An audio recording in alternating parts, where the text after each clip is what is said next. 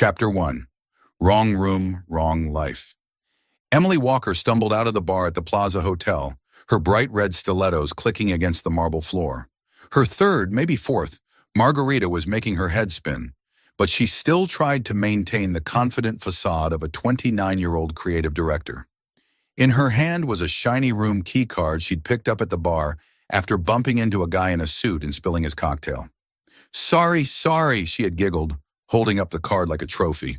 The number on it, 1708, was barely legible under the chandelier light, but Emily didn't care. All she wanted was to find a bed before the floor became her best friend. The elevator dinged, and Emily wandered down the hallway on the 17th floor, humming an old Taylor Swift song, off-key. "Room 1708, where are you?" she muttered, running a hand through her tousled blonde hair.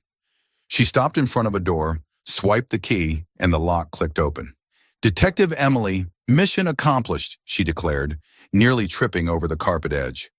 The room was dark, lit only by the city lights outside the window and the faint scent of cologne, sandalwood with a sharp, icy twist. Emily didn't notice. She kicked off her heels, tossed them somewhere, and collapsed onto the plush sofa. "Oh, heavens," she mumbled, eyes closed. Ryan Blackwood, sitting in an armchair near the window, a glass of whiskey in hand, tensed at the noise. He had just learned that a crucial business partner had canceled a meeting last minute, and he was drowning his irritation in a 30-year-old scotch. A stranger in a fiery red cocktail dress had just entered his suite, mumbling something about heaven and betraying margaritas. He raised an eyebrow, about to speak, but she was already stretched out on the sofa, her long legs draped over the armrest, completely unaware of where she was. "Hey, who are you?" he asked, voice deep and sharp, though laced with curiosity. Emily cracked one eye open, her messy hair covering half her face. She looked at him, a man in a charcoal suit, dark hair falling over his forehead, eyes piercing through her. "Me? I'm about to have the best sleep of my life," she replied, giving a dopey smile. "And you? Sitting in the dark like a vampire? Planning to suck my blood?" Ryan let out a deep, warm laugh. For the first time that night, there was something about this girl, her boldness maybe, or those sparkling, tipsy blue eyes, that made him reluctant to kick her out. "Care for a drink?" he asked, lifting the bottle. Emily tilted her head, considering, then shrugged. "If you promise you're not an actual vampire?" She staggered toward the glass table where Ryan sat. He poured whiskey into a fresh glass and handed it to her. "Aren't you scared you're in the wrong room?" he asked, eyes gleaming. Emily took a sip, winced at the burn, then chuckled. "Wrong room? Nah, I'm a navigation expert. This card..." She held it up, then abruptly fell silent, realizing it wasn't hers. It's mine, right?" Ryan smirked but decided not to call her out. "Sure it is," he teased. They started chatting. Light, silly conversation at first. Emily talked about the company party, complaining that her boss kept asking for groundbreaking ideas while giving her a graveyard budget. Ryan, deliberately hiding his identity, laughed and shared a story about being stood up by a partner, referring to the canceled meeting tonight. Somehow the conversation grew deeper. The alcohol loosened Emily's guard, and she admitted she once dreamed of being a painter, but now felt trapped by deadlines and PowerPoint slides as a creative director. "Maybe I'm just faking creativity," she said, voice tinged with sadness. Ryan looked at her, his gaze softening. "You're not faking anything," he said. "A faker wouldn't barge into a stranger's room and call him a vampire." Emily burst out laughing, spilling a bit of whiskey on her dress. "Oh no, this rented dress," she cried, then waved it off. "Hey, let it remember tonight." Ryan raised an eyebrow. "Is tonight that memorable?" She looked at him, her eyes twinkling. "Not yet, but you're making it interesting." The space between them began to shrink, a casual brush of hands as Ryan picked up his glass. A glance that lingered too long, and then, as if nudged by the alcohol and the night itself, they leaned closer. Emily inhaled the scent of his cologne, and Ryan felt the warmth of her breath. "You're not a vampire, right?" she whispered, half joking. "No," he replied hoarsely, "but I could bite." They laughed, and that laugh melted into a kiss. Slow at first, then urgent, as if they both knew it was a mistake, but neither could stop. That night in Suite 1708, they didn't just get the room wrong. They got their hearts wrong too. The next morning, sunlight from Manhattan pierced through the curtains, waking Emily. She opened her eyes, head pounding, and found herself in a king-size bed in a luxurious suite. Next to her was a man, completely naked, broad back, messy dark hair. "Oh God," she whispered, heart racing. She scrambled up, pulling the blanket over herself and scanning the room. Her dress lay crumpled on the floor, one heel stuck under a chair. She searched for her key card, her phone, only to realize a silver earring was missing. "Screw it," she muttered, throwing on her dress, barefoot and bolting for the door. In her rush, Emily nearly tripped over the hallway carpet. She dropped a shoe, had to turn back to grab it, only to meet the suspicious gaze of a hotel security guard. I forgot something," she stammered, face flaming, then dashed into the elevator. As the doors closed, she whispered to herself, "Emily Walker, what did you just do? And who the hell was that guy?" Ryan woke a few minutes later. The room was empty. He glanced at the sofa, where the mystery girl had collapsed last night, and smiled when he spotted a glinting silver earring on the floor. He picked it up, rolled it between his fingers. "That girl was something else," he murmured, pocketing the earring. He didn't know her name, but he had a feeling they'd meet again. After all, Manhattan has a strange way of guiding lost souls back to the right place. You're watching Soul Stories, where every tale whispers of love, healing, and hope. If you believe that even the smallest act of kindness can change a life, and that love often arrives when we least expect it, don't forget to subscribe and be part of our journey. Now stay with us. The story is just beginning. Chapter 2. A Reunion. 2 months had passed since that fateful night in Suite 1708, and Emily Walker had done her best to shove the memory into the deepest drawer of her mind, much like she shoved unpaid bills into the real ones. She told herself it was just a margarita-fueled mistake, one night of poor judgment not worth revisiting. But every time her fingers brushed the remaining silver earring, the only one she still had, her heart skipped a beat. Today, at the Manhattan headquarters of Blackwood Tech, there was no room for daydreaming. As the creative director of a top advertising firm, Emily was leading the biggest branding campaign of the year, reimagining Blackwood Tech, the tech giant, into a name that felt approachable yet elite. She had spent the entire week preparing: sleek PowerPoint slides, polished delivery, and a sharp tagline: Blackwood Tech, connecting futures, touching hearts. The meeting room on the 45th floor looked like something out of a sci-fi film. Glass walls, a massive walnut table, and an 8K screen glowing with the Blackwood Tech logo. Emily stood before her team, navy blazer dress hugging her form, blonde hair tied in a sleek ponytail. Every inch the woman in charge. But the moment the doors opened and Ryan Blackwood walked in, her confidence burst like a soap bubble. Ryan, in a perfectly tailored charcoal suit, radiated the cold magnetism of a 34-year-old tech billionaire. His deep blue eyes scanned the room, pausing just a second too long on Emily. She felt it like a jolt of electricity down her spine. "Please, not him," she silently pleaded. But fate wasn't listening. Ryan took the head seat across from her and offered a knowing smirk, the kind that suggested he'd just uncovered a delightful little secret. "Ms. Walker, is it?" he said slowly, savoring each word like a sip of fine whiskey. "Let's begin. I'm very curious to hear your ideas." Emily took a deep breath, steadying her voice. "Thank you, Mr. Blackwood. We've prepared a strategy." She didn't get far. "Ms. Walker," he interrupted, eyes gleaming, "have we met before? Your face looks very familiar." The room fell silent. Emily's colleagues exchanged curious glances. Her heart pounded, but she wasn't someone who crumbled under pressure. Tilting her head, she offered a sweet but razor-sharp smile. "I doubt it, Mr. Blackwood. I don't forget faces, unless they're unconscious." The room erupted in laughter. Even the notoriously serious marketing director of Blackwood Tech chuckled. Ryan raised a brow, clearly enjoying her comeback. "Interesting," he murmured, just loud enough for her to hear. "I'll remember that." Emily launched into the presentation, but Ryan's eyes never left her. He observed everything. How she tucked her hair behind her ear when she was nervous, how her gestures seemed confident but rehearsed. Then his gaze caught the glint of a silver earring on her right ear. A memory flashed, the matching one sitting in a small wooden box on his desk. Emily, sensing his stare, instinctively touched her earring. Her face turned bright red as she realized what he was looking at. "Damn it," she cursed inwardly, just as her hand knocked over a full cup of Starbucks coffee, spilling it all over the stack of documents.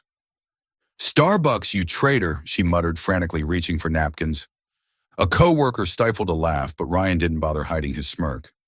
"You all right there, Ms. Walker?" he asked with mock concern. "Perfectly fine," she said, trying to maintain her poise while wishing the floor would swallow her whole. She pushed through the rest of the presentation, but every time she looked up, Ryan's gaze made the whole room feel like it had shrunk to just the two of them. The meeting ended with praise from the Blackwood Tech team, but Emily knew Ryan hadn't been focused on the slides. As everyone began to file out, he lingered, pretending to check his phone. Emily, packing up her laptop, accidentally dropped a pen. She bent to pick it up, and when she straightened, Ryan was standing far closer than she'd expected. "You sure we haven't met?" he asked, voice low and dangerous. Emily swallowed, forcing composure. "I'm sure. I don't make a habit of random encounters." Ryan smirked. "Shame, I do." He walked away, but not before leaving behind a look that made Emily's pulse race. She exhaled in relief, thinking it was over. But when she turned back to the table, she found a fresh cup of coffee and a small note. "Watch out for Starbucks next time. RB." She groaned, half laughing. She wasn't sure whether to throw the coffee out the window or frame it as a trophy. That afternoon, Emily received an email from Ryan's assistant, requesting a one-on-one meeting to refine the concept. She muttered, "What game is he playing now?" But deep down, she couldn't deny the thrill of anticipation. She stepped into the small meeting room. Just the two of them. Ryan sat at the head of the table, staring at a message on his phone. From Victoria. "We need to talk. I'm in NY this week." He frowned, turned off the screen, and looked up. "You're 2 minutes late," he said, but not unkindly. "And you were counting the seconds, Mr. Blackwood," she shot back, taking the seat across from him. Ryan smiled, a genuine one this time, not his usual calculated smirk. "Only when it's someone worth waiting for." They dove into the campaign, but the conversation quickly turned into a clever sparring match. Emily challenged his suggestions, calling Blackwood Tech's old slogan as boring as an insurance ad. Ryan didn't get offended. He seemed intrigued. "You're bolder than I expected, Ms. Walker. But do you really understand your client?" "My client?" she asked, tilting her head. "You mean you, don't you?" Ryan didn't answer right away. He just stared at her, eyes hinting at something deeper. "Maybe," he finally said, "but I'm not an easy client to please." Emily laughed, the tension dissolving. "Lucky for you, I specialize in difficult clients." As the meeting wrapped up, Ryan stood and stepped closer than necessary to hand back a document. His fingers brushed hers. Both froze. "You might want to check your earring," he said softly. "Wouldn't want to lose the last one." Emily blushed, unsure how to respond. She left the room, heart pounding, wondering if she'd just stepped into a game she couldn't win. Meanwhile, Ryan remained seated. He opened the wooden box on his desk. The silver earring sparkled under the light. He turned it between his fingers and smiled. "Emily Walker," he murmured. "You're not getting away." Chapter 3. Tension on a Knife's Edge. Emily Walker had never imagined that being a creative director could feel like a psychological battlefield. 1 week after the initial meeting with Blackwood Tech, she felt like she was playing chess with Ryan Blackwood, and he was clearly holding the white pieces, always one move ahead. He requested private meetings almost daily, using seemingly legitimate excuses that reeked of ulterior motives. "We need to refine the slogan. I'd like to review the brand color palette, or even, Ms. Walker, this idea needs a personal touch." Every time she walked into the conference room, Emily repeated to herself, "Just treat him like any other client. Don't think about Suite 1708. But Ryan's razor-sharp eyes and that infuriating half-smile made it nearly impossible to stay composed. Today at Blackwood Tech's HQ, Emily sat across from him in a small meeting room. Just the two of them and a screen filled with slides. She was presenting the latest updates on the campaign, trying her best to focus on graphs and data. But Ryan, as always, wouldn't leave her in peace. "Ms. Walker, do you think this shade of blue is seductive enough?" he asked, his voice low, lingering unnecessarily on the word seductive. Emily nearly choked on her coffee. "Seductive? This is a tech logo, not a perfume ad," she shot back, though the corners of her mouth betrayed a smirk. Ryan tilted his head, eyes gleaming. "Strange, because I find it very alluring." She gave him a pointed glare, heart pounding. "Mr. Blackwood, if it's a lure you want, I'd suggest a dash of red. Much bolder." Ryan laughed, a rare, genuine sound that made Emily smile despite herself. But then her thoughts drifted to her mother, a woman who had once fallen for the wrong man and paid the price in scars that Emily still carried. She straightened her back, voice cooling. "We should stay focused on the campaign." Ryan raised a brow, sensing the shift, but didn't push. "Of course, Ms. Walker. You're the one in charge." The meeting ended, but Ryan wasn't done with her yet. As Emily made her way out, he called after her, "You forgot your pen." She turned and he handed it over, his fingers intentionally brushing against hers. A jolt of energy zipped through her. She quickly pulled back. "Thanks," she mumbled, escaping into the hallway, mentally screaming at herself to stay away from him. But Manhattan, with its skyscrapers and ironic timing, was never a place for clean getaways. That afternoon, Emily sought solace in the company pantry at Blackwood Tech, home to a top-tier espresso machine and a sacred box of free donuts. Humming an old pop song as she reached for the box, she felt a presence behind her. "You're off key," Ryan's teasing voice rumbled behind her. She jumped, yelping. "Are you a horror movie character or something?" The donut box slipped from her hands and a dozen sugar-coated treats rolled across the floor. Ryan folded his arms, laughing as he watched the chaos unfold. "Not a horror movie, but I could be your nightmare, Miss Walker." Flushing crimson, Emily knelt to pick up the donuts. "Do you always sneak up on people like this?" she muttered, clinging to her last shred of dignity.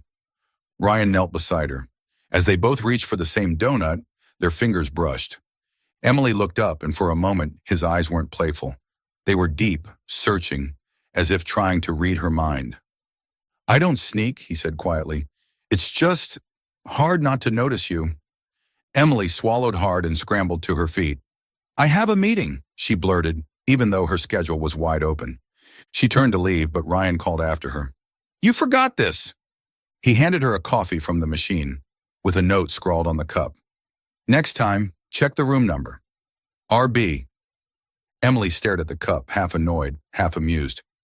"Are you obsessed with room numbers or something?" she asked, unable to hide her smile. Ryan shrugged. "I just like reminders." She glared at him, but gripped the coffee cup a little tighter, like it was something worth holding on to. That night, Emily sat in her small Upper West Side apartment, staring at the now cold coffee. She told herself to keep her distance from Ryan. He was a billionaire, a client, and probably a woman magnet with no shortage of admirers. She refused to become her mother, a woman who gave everything for a man who broke her heart. But every time she thought of Ryan, his gaze, his voice, that ridiculous note on her coffee, she felt a pull she couldn't explain. Across town in his midtown penthouse, Ryan sat by the window, looking out over Manhattan's glowing skyline. On the table beside him sat the silver earring, shimmering under the lamplight. He twirled it between his fingers, smiling as he recalled Emily dropping the donuts and screaming in the pantry. She wasn't like the other women he'd known. No airs, no agendas, just raw spirit and fierce independence. But he'd also sensed the walls behind her smile, as if she were running from something. "What game are you playing, Emily Walker?" he murmured. His phone lit up with a text from Victoria. "Ryan, I need to see you. The past isn't finished." He frowned, deleted the message without replying. Victoria was the past, a relationship arranged by PR and expectations, never heart. The only person who'd ever shaken his composure was the woman who stumbled into the wrong room and dropped donuts at his feet. The next morning, Emily walked into Blackwood Tech determined to keep her distance. But Ryan, seemingly reading her mind, requested yet another meeting. This time he challenged every idea she presented, not to reject them, but to keep her engaged longer. "Ms. Walker, how do you think the customer will feel about this campaign?" he asked, eyes locked on hers. Emily, irritated but unwilling to back down, replied, "They'll love it, unless they're as difficult as someone I know." Ryan chuckled, and once again, they spiraled into a flirty verbal sparring match. When the meeting ended, Emily was gathering her things when Ryan suddenly stood and stepped closer. "You dropped this that night, didn't you?" he asked, holding out the sparkling silver earring between his fingers. Emily froze, her heart slamming in her chest. "You kept it," she whispered, voice trembling. She reached for it, but just before her fingers touched it, Ryan smirked and slipped it into his vest pocket. "Not yet," he said, eyes gleaming with mischief. "I think it's safer with me, until you check the right room number." Emily flushed, torn between outrage and the strange flutter in her chest. "You are unbearable," she muttered, turning to leave. But the smile tugging at her lips betrayed her. Ryan watched her go, a grin slowly spreading across his face. "Emily Walker," he murmured, "this game is only getting started." Chapter 4: Emotional Boundaries. Emily Walker had tried to build an invisible wall between herself and Ryan Blackwood. But with each passing day, that wall felt more like a napkin in a Manhattan rainstorm, fragile, soaked, and quickly disappearing. After the string of provocative private meetings and that disastrous donut encounter in the pantry, she'd sworn to keep her distance. Ryan wasn't just a client. He was a danger, armed with piercing blue eyes that could melt any resolve, and a half-smile that made her want to slap him, or worse. But Blackwood Tech, with its gleaming glass hallways and the constant scent of coffee, seemed hell-bent on pushing them together. It was Friday night.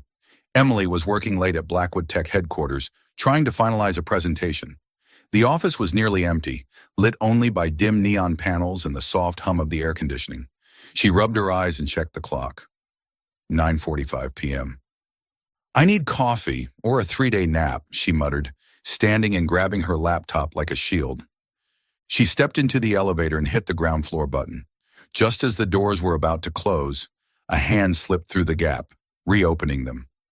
Ryan Blackwood stepped in, his charcoal suit slightly rumpled, dark hair falling over his forehead, looking like he'd just come out of a marathon meeting. "Ms. Walker," he said, his voice low and smooth, eyes glinting under the elevator lights. "Working this late. Are you trying to take over my company?" Emily glared, though the corners of her lips curved upward. "Mr. Blackwood, if I were planning a heist, I'd aim for something more exciting, like your whiskey collection." Ryan laughed and leaned against the elevator wall, hands in his pockets. "You know about my whiskey? I'm impressed." Emily shrugged, trying to sound casual, even as her heart pounded. "Just a guess. Tech billionaires tend to have expensive tastes, don't they?" She turned away, pretending the elevator buttons were suddenly fascinating, but the confined space, his lingering cologne, sandalwood and something darker, and the silence brimming with tension made it nearly impossible to maintain her icy front. The elevator dinged but didn't stop at the lobby. A minor glitch brought it to a halt between the 32nd and 33rd floors, lights flickering. Emily frowned and hit the emergency button. "Great. Now I'm stuck with you," she muttered. Ryan raised an eyebrow, stepping a little closer. "Is being stuck with me that terrible?" he asked, his voice low, almost a whisper. Emily looked up and met his gaze. Deep, magnetic, like he was trying to pull her into a world she wasn't sure she wanted to enter. She instinctively stepped back until her spine hit the cold elevator wall. "Don't come any closer," she said, but even she didn't believe her voice. Ryan didn't move, but he didn't look away either. "Why are you always running, Emily?" he asked, using her first name for the first time without the formality. Hearing her name on his lips felt like an invitation, and the wall she'd tried so hard to keep intact trembled. "I'm not running," she said, voice quivering. "I just don't like confusion." "Confusion?" Ryan tilted his head, eyes sparkling. You mean like stepping into Suite 1708? Emily flushed, wishing the elevator would swallow her whole. You really love bringing that up, don't you? Ryan stepped closer, just inches away now. Because it wasn't a mistake, he said, voice husky. You walked into my room, and I didn't want you to leave. The air inside the elevator thickened, as if all the oxygen had vanished. Ryan reached out, his fingers grazing the silver earring on her ear, never touching skin, but close enough to make her shiver. You still wear it, he murmured, eyes locked on hers. Emily swallowed hard. The world seemed to shrink until it was just the two of them. She wanted to push him away, to run, but her body refused to move. Ryan leaned in, closer, closer, until she could feel his breath on her lips. They almost kissed, just millimeters apart. But then a memory flashed through Emily's mind. Her mother crying alone in their tiny apartment, whispering about a man who had a family, about a love that left scars. That pain had shaped Emily's every caution. She snapped back to reality, placing her hand on Ryan's chest and gently pushing him away. No, she whispered, voice trembling. I can't. Ryan froze, pain flickering across his face, but he didn't press. He stepped back, taking a deep breath. All right, he said, calm but tightly controlled. I won't force you. The elevator dinged again. It resumed moving and opened at the lobby. Emily bolted out, heart pounding like a war drum. She stepped into the chilly Manhattan night, letting the wind cool her burning skin. I'm not my mother, she whispered, but her voice trembled with doubt. Her fingers brushed the earring, wondering if she was really running from Ryan or from her own feelings. Meanwhile, Ryan remained in the elevator, gripping the railing tightly. Rejection wasn't something he was used to, not out of arrogance, but because he always knew what he wanted, and he usually got it. But Emily, with her fire and her hidden wounds, had thrown him off balance. He pulled the matching earring from his pocket and twirled it under the lights. You're driving me crazy, Emily Walker, he muttered, smiling bitterly. His phone lit up with a message from Victoria. Saw you in Forbes. Still as irresistible as ever. See me, Ryan. He stared at the message for a moment, then deleted it without hesitation. Victoria belonged to a life he'd left behind. All surface, no substance. But Emily, she was a riddle he couldn't stop solving. The next day, Emily walked into Blackwood Tech acting as normal as possible. But every time she spotted Ryan from a distance, her heart went wild. He didn't call her in for a meeting, didn't flirt, didn't tease, just nodded politely with unreadable eyes. That silence unnerved her more than all the suggestive remarks combined. During her break, she wandered into the pantry. On the table sat a coffee cup. No playful message, just her name scribbled in slightly crooked handwriting. Emily. She knew it was from him. She thought about throwing it away, but instead she held it tighter, took a sip, and smiled without meaning to. What she didn't see was Ryan watching from down the hall, through the glass door. His eyes held quiet determination. He could feel the wall she'd built, but he also knew that walls, no matter how strong, always had a door, and he intended to find it, not Suite 1708, but the door to her heart. Still following the story? If this story found you outside of Soul Stories, we invite you home, to where every touching tale begins with truth, hope, and heart. Chapter 5. The Truth Left Unspoken. Emily Walker had thought she could control her heart, but after the almost kiss in the elevator, she felt like she was walking a tightrope, teetering between logic and emotion. Ryan Blackwood, with his piercing gaze and cryptic remarks, was shaking her balance. She tried to keep her distance, avoiding one-on-one meetings and even the pantry, where she'd once famously dropped a dozen donuts in front of him. But Manhattan, with its crowded streets and cruel coincidences, had a way of making sure she couldn't hide forever. On Monday, Emily sat in her small office at the advertising agency, scrolling through Instagram during her lunch break. She normally avoided social media, but that day a suggested post hit her like a punch to the chest. A post from a major fashion magazine featured Ryan Blackwood, in a sleek black tuxedo, standing beside a tall, stunning brunette with glossy hair and a picture-perfect smile. The caption read, "Sweet memories, Ryan Blackwood in Victoria Lane at last year's charity gala. Manhattan's golden couple. Yush, Ryan and Victoria, TBT. Beneath it, the hashtag number sign wedding rumors blazed in bold, and the comments section was flooded with speculation. Are they getting married? Victoria is a queen. Ryan's so lucky.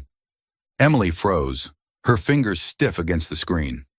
Victoria Lane, the supermodel, the face of luxury brands, and apparently Ryan's fiancé. A chill swept through her chest like someone had doused her in cold water. Engaged, she whispered, voice trembling. The image of her mother resurfaced. Those nights of silent sobbing over a man who had promised love but never truly belonged to her. Emily clenched her phone, whispering to herself, I'm not my mother, and I won't be the other woman. She stood abruptly, slammed her laptop shut, and made a decision to cut Ryan off completely.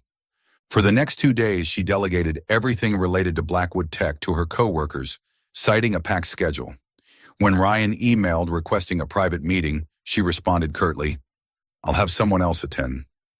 When she saw him in the hallway, she turned quickly, feigning busyness on her phone. But every time she caught a glimpse of him, tall, composed in his charcoal suit, eyes scanning as if searching for her heart ached. Meanwhile, Ryan noticed. Emily no longer met his teasing with her trademark sass. No bold glares, no sharp comebacks, only distance. She avoided him like a storm. He kept his composure on the outside, but inside he was confused and hurt. He thought they were getting closer, that her walls were finally coming down. But now she had built a taller, colder one, and he had no idea why. On Thursday, Ryan decided to confront it. He knew Emily would be working late, preparing for the big presentation for Blackwood Tech. He waited in the 45th floor conference room, where she often did her final checks. When Emily walked in, clutching her laptop and a coffee, she stopped in her tracks at the sight of him sitting at the head of the table, his eyes serious. Ms. Walker, he said quietly, we need to talk. Emily swallowed hard, placing her laptop down like a shield. Mr. Blackwood, I'm busy. If this is about the campaign, I'll send a report. It's not about the campaign. Ryan stood and stepped closer.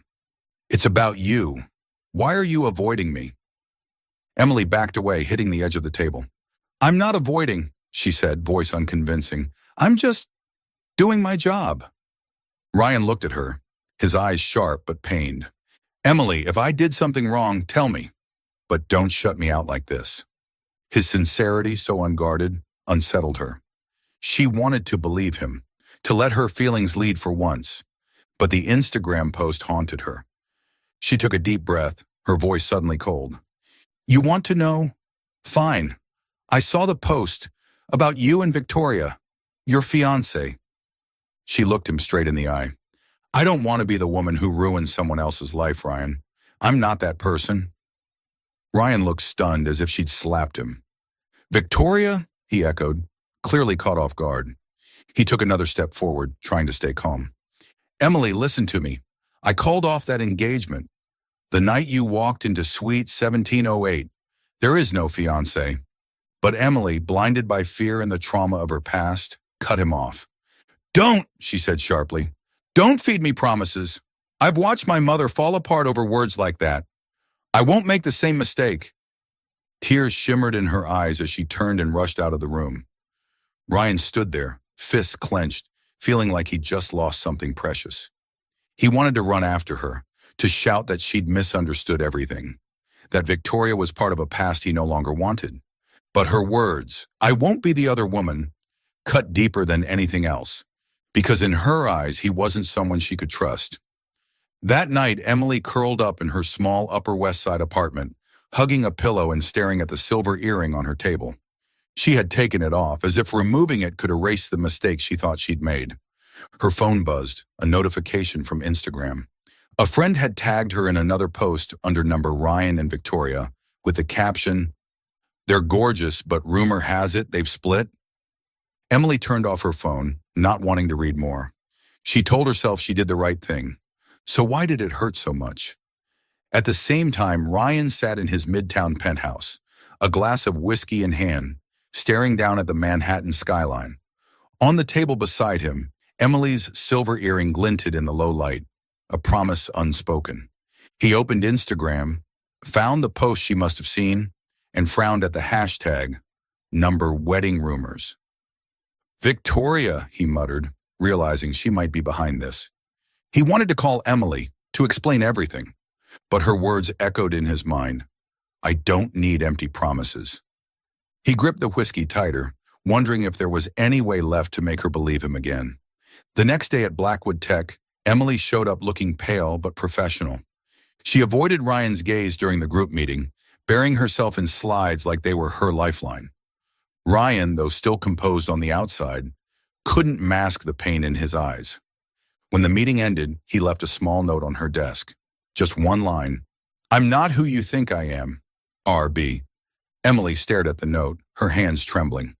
She folded it and slipped it into her pocket. She wanted to believe him, but fear had locked her heart behind a door she wasn't ready to open. From the end of the hallway, Ryan watched her, his gaze unwavering, full of quiet determination. He knew she was running, but he also knew, no matter how many walls she built, he would find a way to tear them down. All he needed was one chance to speak the truth. Chapter 6, The X-Drama. Emily Walker stepped into the Metropolitan Museum of Art feeling like she was walking into a battlefield. Tonight's launch event for Blackwood Tech's new campaign was the biggest stage she'd ever stood on.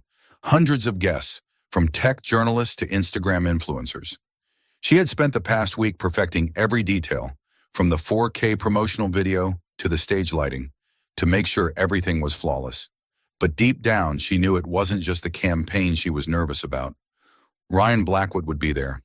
And after days of avoiding him, she wasn't sure she was ready to face those piercing blue eyes again. She wore a sleek black silk dress, her blonde hair in a low knot, and her silver earrings sparkling. She had put them back on, a reminder that she was still herself, even if her heart was in chaos. The Met shimmered with crystal chandeliers and massive Blackwood Tech banners, the company's logo spinning across giant LED screens. Emily moved through the crowd, checking lighting cues, pretending to be busy so she wouldn't have to think about Ryan. But then she heard the murmurs from a group of nearby journalists. Victoria Lane just arrived. Aren't she and Ryan Blackwood still Manhattan's power couple? Emily froze and turned. Victoria Lane, tall, poised like a Greek goddess, walked in wearing a blazing red gown, her brown hair glistening under the lights. She smiled at the crowd and waved like a movie star. Emily's stomach twisted. She had tried to convince herself that the Instagram post with hashtag Ryan and Victoria was just gossip, that Ryan had told the truth when he said the engagement was off. But seeing Victoria here, radiant and confident, brought every doubt rushing back. Emily stepped behind a stage curtain, trying to steady her breath. I don't care, she whispered to herself, though her voice trembled. She touched her earring, reminding herself to focus, to be strong. Then came applause, and Ryan appeared on stage. He wore a tailored black suit, cold and magnetic as ever. His deep voice echoed across the museum. Blackwood Tech isn't just about technology, it's about connection, about finding the unexpected in life. As he spoke, his eyes scanned the crowd, and for a fleeting moment, they landed on Emily, half hidden behind the curtain. Her heart skipped. She turned away. After the speech, Ryan stepped down and was immediately surrounded by reporters and guests. Emily stayed in a far corner, adjusting sound levels with the tech crew, doing her best to not look his way. But then Victoria made her move. She walked straight up to Ryan, right in front of the cameras, and wrapped her arms around his neck, giving him a warm, intimate hug. Flashes exploded. Guests murmured. The air buzzed. Emily, still holding the control board, felt her hands begin to shake. Her face went blank, like the colors in the room had drained away. She watched, waiting for Ryan to push Victoria away, to show some sign she hadn't been wrong about him. But the moment dragged on, just a few seconds, but enough to shatter hope. She turned and ran, blinking back tears, leaving the lights and the crowd behind. She raced through the lobby, tripping slightly on the edge of a rug, and didn't stop until she reached the museum steps, where the cold Manhattan wind slapped her cheeks. Stupid Emily, she whispered, hugging herself. You really thought he was different? Inside the Met, Ryan gently pulled Victoria's arms off him, his eyes like ice. "Cut the act, Victoria," he said sharply, loud enough for a few nearby reporters to hear. "We ended things 2 months ago. You know that." Victoria kept smiling, but her eyes flickered. "Ryan, don't make a scene in front of the press," she murmured. But Ryan had already turned away. He scanned the room for Emily. She was gone. His chest tightened. He knew Victoria had staged the hug. She was always good at playing the media. And he knew, deeply, that Emily must have seen. He pushed through the crowd, searching the stage area, the tech booth, only to find her control board abandoned. One of the crew mumbled, "Ms. Walker ran out, looked upset." Ryan bolted for the lobby, out onto the museum steps, but Emily had already disappeared into the blur of Manhattan. That night, Emily curled up on the couch in her Upper West Side apartment, her phone shut off to block notifications. She took off her silver earring and flung it onto the table like it was cursed. The image of Victoria's arms around Ryan haunted her, alongside memories of her mother staring into mirrors, wondering where she went wrong. "I won't be that woman," Emily whispered, but tears streamed down her face. Across the city, Ryan sat in his car, parked near Emily's building, her address pulled from the project files. He stared at her darkened window, unable to gather the courage to knock. He pulled the earring from his pocket, turning it slowly between his fingers. "You didn't even give me a chance, Emily," he muttered, bitterness in his voice. He knew Victoria had come to cause trouble. It was her favorite game. But what hurt most was that Emily hadn't stayed to hear him out. His phone buzzed. A message from Victoria. "You mad?" "It was just a hug, Ryan, just for the media." He deleted it instantly. He didn't care about Victoria. He didn't care about the press. He only cared about the woman who ran from him. Again. The next day, Emily showed up to work pale and quiet, forcing herself to look normal. She overheard her co-workers whispering, "Victoria and Ryan are on every news outlet. That hug was wild." Emily clenched her fists, staring into her laptop to keep from crying. Later, during her break, she went into the pantry. There was a coffee cup waiting on the counter. No note, just her name, Emily. She knew it was from Ryan. This time she poured it down the sink, as if she were pouring out every emotion she'd ever felt for him.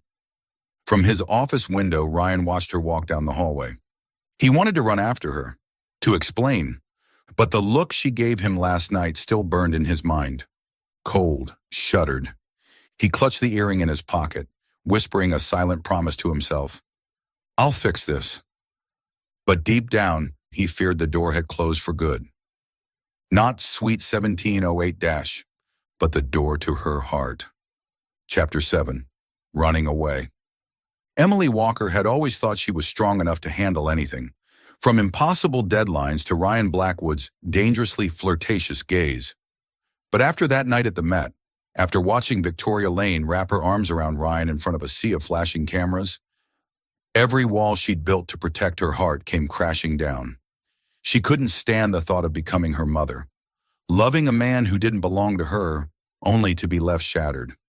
Manhattan, with its skyscrapers and memories of Suite 1708, suddenly felt like a gilded cage of pain. The morning after the event, Emily walked into Blackwood Tech with a single purpose: to end everything. She drafted a short email, resigning from the project and requesting indefinite leave. But just before hitting send, a message from Ryan popped up on her screen. "Meet me, just 5 minutes. Conference room 45. She hesitated, thumb hovering. Then she clenched her jaw. "End it clearly," she told herself, stepping into the elevator. Ryan was waiting inside, his eyes serious but shadowed with worry. "Emily, last night," he began. She cut him off, voice cold. "Don't explain. I saw it all. You and Victoria, in front of everyone. What did you think I was, Ryan? A distraction while you waited for your wedding?" Ryan froze, stepping toward her. "You're wrong. Victoria and I ended long ago. Last night was her stunt, and I made it clear." "I don't want to hear it," Emily said, tears threatening. "I'm not my mother, Ryan. I won't let you make me the other woman." She turned to leave, but he reached for her wrist, voice hoarse. "Emily, please, just believe me." She pulled away, eyes blazing. "Believe you? I already made one mistake walking into the wrong room, Ryan. I'm not about to spend my whole life getting it wrong. And then she ran, leaving Ryan alone, arms still outstretched as if trying to hold on to something already gone. He clenched the silver earring in his pocket, feeling like he'd just lost the most precious thing in his life. 3 days later, Emily sat on a small bus leaving Manhattan for Vermont. She had reached out to a nonprofit in Burlington, an arts program for kids that needed volunteer teachers. It was her escape, her chance to live quietly, away from the city lights and the shadow of Ryan Blackwood.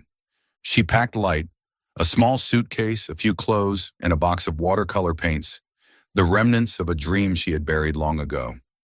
She left the silver earring behind in her apartment, like shedding a curse she refused to carry with her. In Vermont, Emily rented a tiny cabin near Lake Champlain. The air was crisp, the birdsong gentle, and the stillness helped soothe the turmoil in her heart. She taught painting at a local community center, guiding children as they painted green fields and starry skies. They called her Miss Emily the Funny, because she told ridiculous jokes just to make them laugh. But every evening when she returned to her cabin, the silence grew loud. One night she painted a soft, shadowy room, Manhattan lights glowing faintly through a window. It looked too much like Sweet 1708. Staring at it, she whispered, "You're a fool, Emily." Mia, her best friend, called from Manhattan. "You really ditched a billionaire like expired sushi." "Respect," she joked, sipping coffee. Emily laughed, but the smile didn't reach her eyes. "He wasn't mine, Mia. He had someone else." Mia frowned. "Someone else? Girl, I heard Victoria got shut down hard by Ryan at the Met. Gossip rags say she left fuming." Emily froze but shook her head. "Tabloids are trash. I don't care anymore." Mia sighed. "You don't care, or you're just scared to face your own heart?" The question haunted Emily for days. She tried to focus on her students' drawings, but Ryan's face, his hurt expression as she walked away, kept replaying in her mind. She wondered, had she been wrong? But fear of repeating her mother's tragedy held her captive. Back in Manhattan, Ryan worked like a machine, but his mind wasn't in the office. He no longer called for meetings, no more coffee cups with sly messages. Instead, he quietly followed Emily's updates, public posts from the nonprofit in Vermont.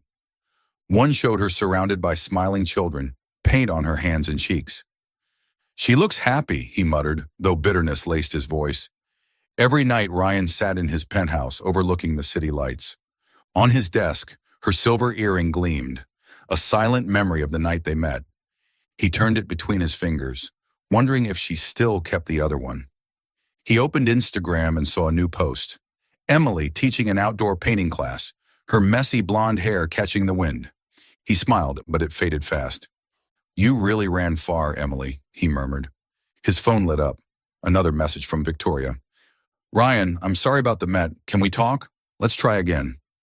He deleted it without blinking. Victoria was a mistake he'd never repeat. But Emily, she was the one he couldn't let go.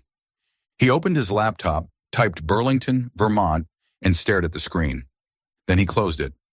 She needs time, he told himself, even as every part of him wanted to get on a plane right that second. One evening, Emily sat by Lake Champlain, watching moonlight dance on the water. She unlocked her phone, scrolling mindlessly, until she stumbled upon a Blackwood Tech post. Ryan speaking at a tech summit. He looked composed, powerful, but something was missing from his eyes, the spark she once saw. She touched the screen, her fingers trembling, then turned it off. "You have to forget him, Emily," she whispered, but even she didn't believe her own voice. Back inside the cabin, she pulled out her watercolors. She painted a door. Faint, shadowed. The number 1708 barely visible, like a whisper. She stared at the painting, tears sliding down her cheeks. She had run from Manhattan, run from Ryan, but she couldn't outrun herself, because somewhere deep inside her, she knew. What she left behind wasn't in a hotel suite. It was in his eyes when he begged her to believe. Chapter 8, Rumors and Shadows. Emily Walker had thought Vermont would be her refuge, a quiet place where watercolor paints and children's laughter could wash away the memory of Ryan Blackwood. But just 2 weeks after she left Manhattan, the city's darkness found her again. this time in the form of a ruthless media storm. Sitting in her tiny cabin by Lake Champlain, Emily checked her emails, only to be stopped cold by a push notification from Instagram. A gossip site had posted an article titled, "The Other Woman? Inside the Love Triangle Between Blackwood Tech's CEO and Supermodel Victoria Lane." Attached were photos from the Met Gala, one of Ryan and Victoria embracing, and a blurry shot of Emily leaving the event, her pale face captured mid-step. The caption read, "Creative Director Emily Walker, the alleged homewrecker of Manhattan's golden couple." The post spread like wildfire. Blackwood scandal trended on X. Thousands of comments flooded in. "Who is this Emily chick? Victoria deserves better." Emily stared, numb, as she scrolled through more posts, paparazzi shots of her entering Blackwood Tech, even one of her painting with children in Vermont. "Guilt retreat?" one cruel caption read. Her hands shook. She threw her phone down, her breath shallow. "Who did this?" she whispered, though deep down she already knew the name. Victoria Lane. Back in Manhattan, Ryan Blackwood was in the middle of a meeting with his PR team when his assistant Claire rushed in, her face pale.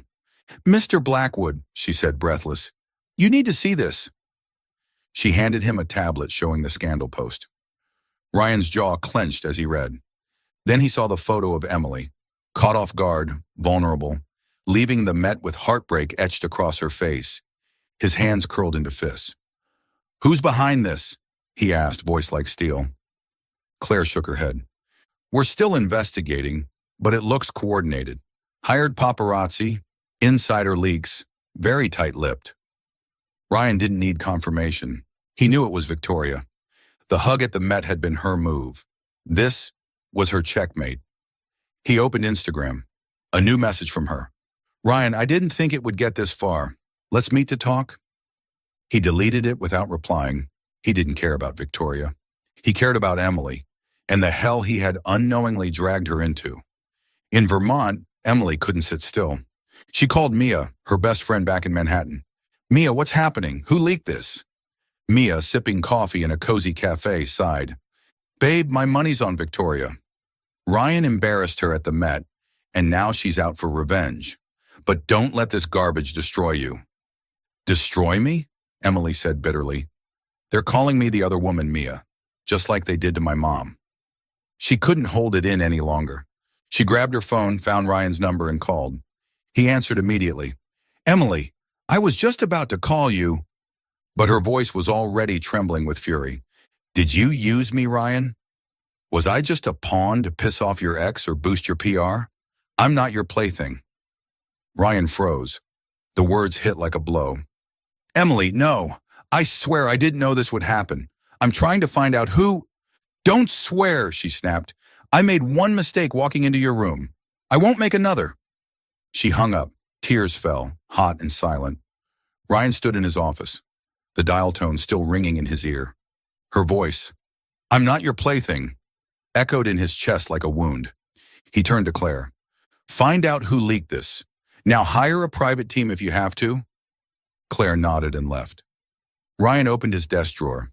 He pulled out the silver earring, the one she left behind, and rolled it between his fingers. "You don't believe me, Emily," he murmured, "but I'll prove you're wrong." For the next 2 days, Ryan barely slept. He hired one of the top cybersecurity firms in New York and tasked them with tracing the origins of the smear campaign. The investigators followed a trail of encrypted payments that led to a small PR firm in Los Angeles, a firm that had previously worked with Victoria Lane. A leaked email confirmed it. "Push the story, blow it up. I want her gone." VL, Ryan's knuckles whitened. "You've gone too far this time, Victoria." He called his legal team, demanding they prepare to file suit if necessary. But first, he needed to clear Emily's name. He reached out to major news outlets, providing hard evidence that his relationship with Victoria had ended 2 months earlier, that the Blackwood scandal was a deliberate act of sabotage. But Ryan knew it wouldn't be enough.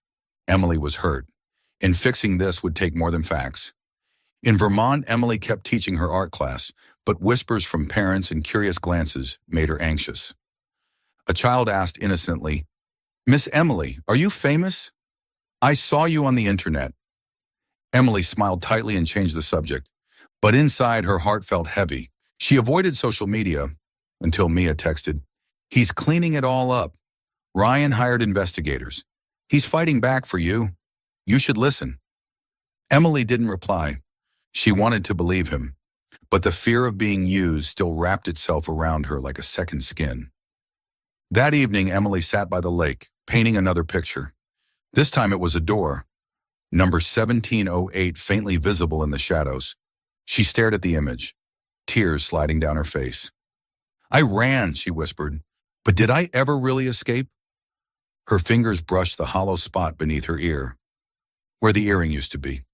She wondered if Ryan still had the other one. Meanwhile, in Manhattan, Ryan sat in his penthouse, staring out over the city. On the table beside him, the silver earring sparkled under warm light. He opened his laptop and checked the latest post from the Vermont organization. Emily, surrounded by kids, laughing, but her eyes held a sadness he knew too well. He closed the laptop, gripping the earring tight.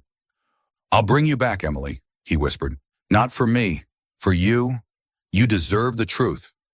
He called Claire. "Schedule a press conference," he said, voice like steel.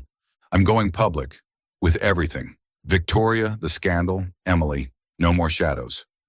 Claire's voice came through the line. "And if Ms. Walker doesn't watch?"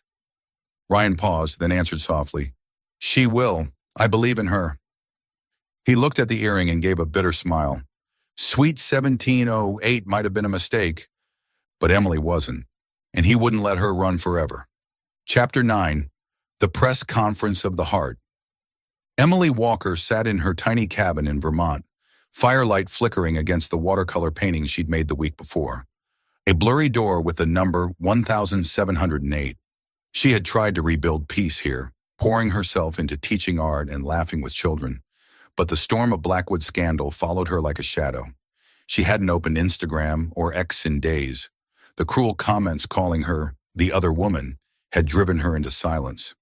But that morning, a message from Mia popped up. "EM, turn on the live stream now! Ryan's holding a press conference. You have to watch this." Emily hesitated, thumb hovering over the screen.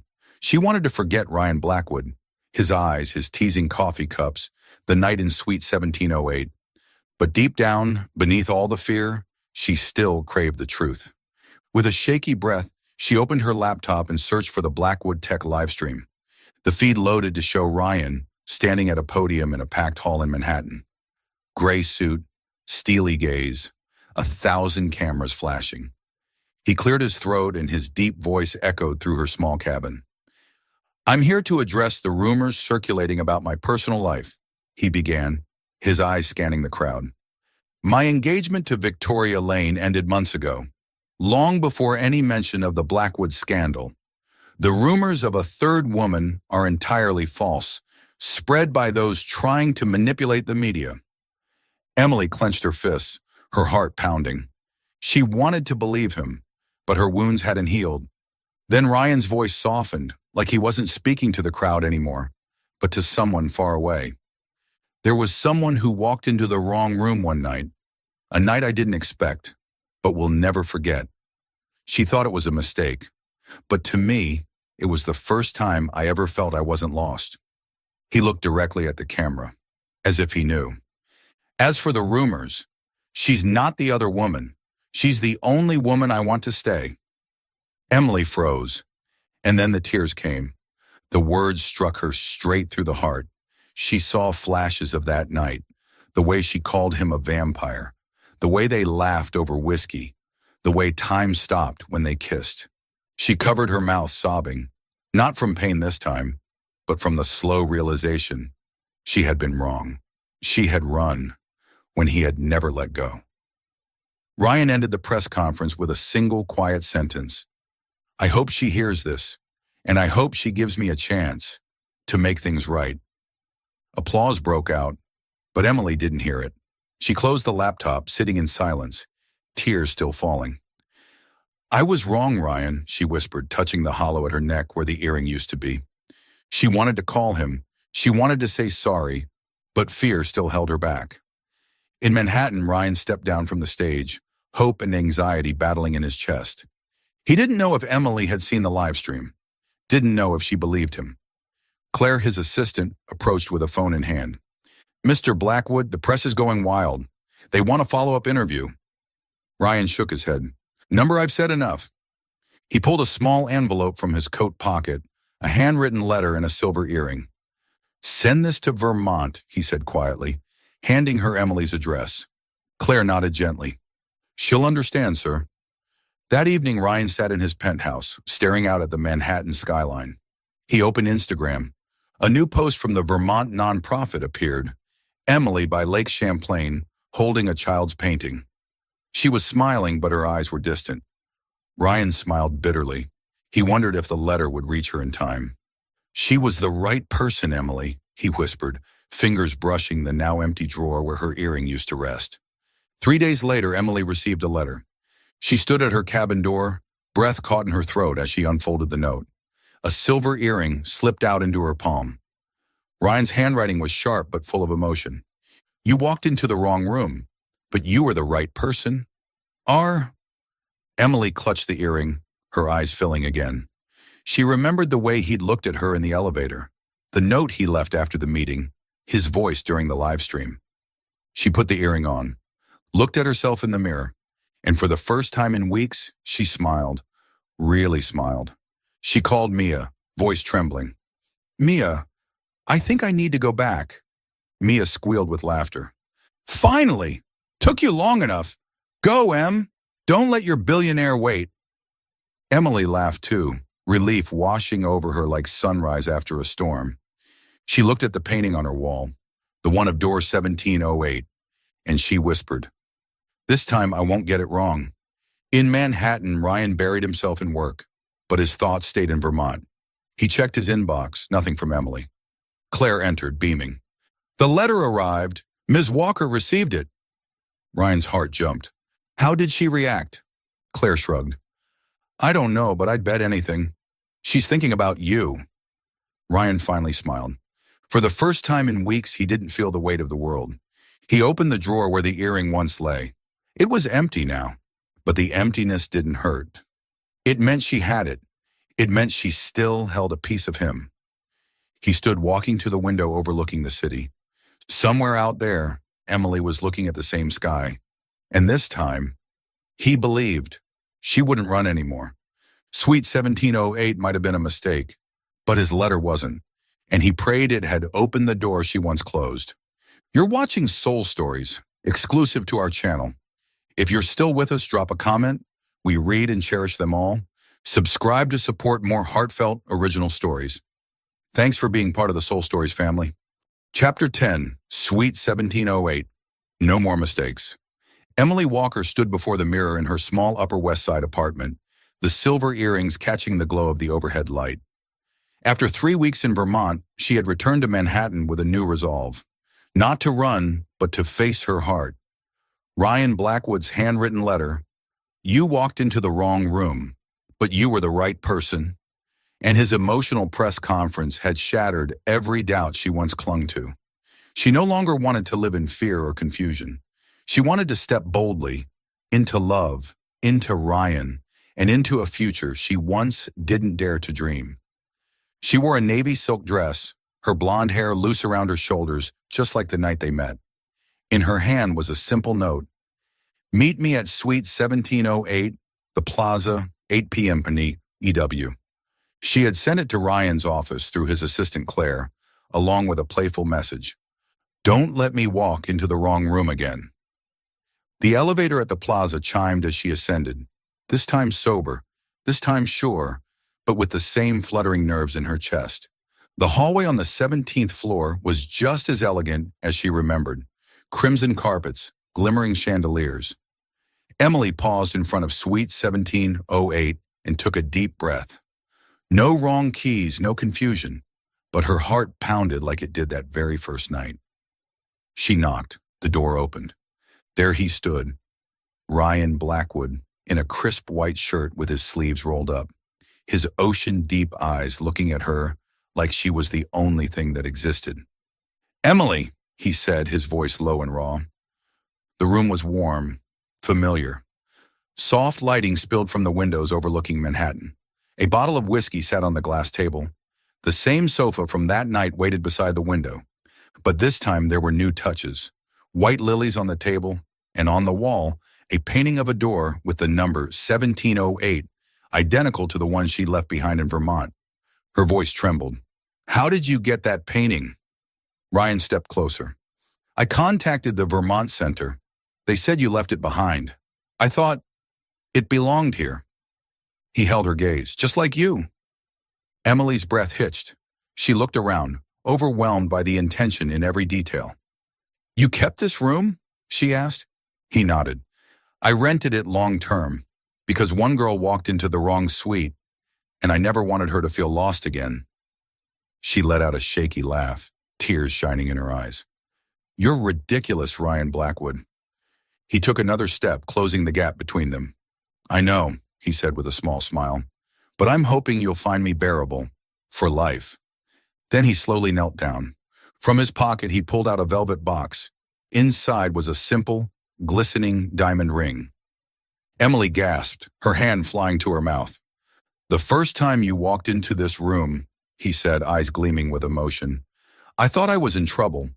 Turns out the real trouble is, I can't live without you. Emily Walker, will you marry me? I can't promise you the world, but I promise I'll check the room number for you every single day." Emily laughed through tears.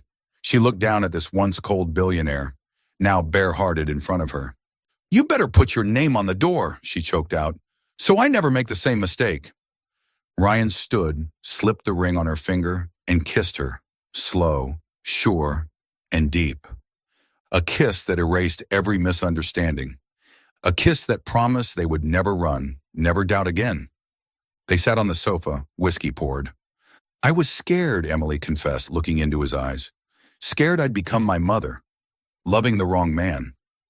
Ryan cupped her hand, his fingers brushing her earring. "You're not your mother, Emily, and I'll spend my life proving that to you." He grinned. "Even if I drive you crazy with coffee deliveries." She rolled her eyes, smiling. "Starbucks still hasn't forgiven you." 6 months later, under the warm spring sun of 2025, Emily and Ryan stood in a quiet garden in Central Park. Their wedding was intimate, family, close friends, a soft jazz band playing in the background. Emily wore a flowing white silk gown, her silver earrings twinkling in the light. Ryan couldn't take his eyes off her. Mia, her maid of honor, leaned over during the ceremony and whispered, "Told you you'd marry a billionaire. Next time, check the door first." Emily stifled a laugh and elbowed her.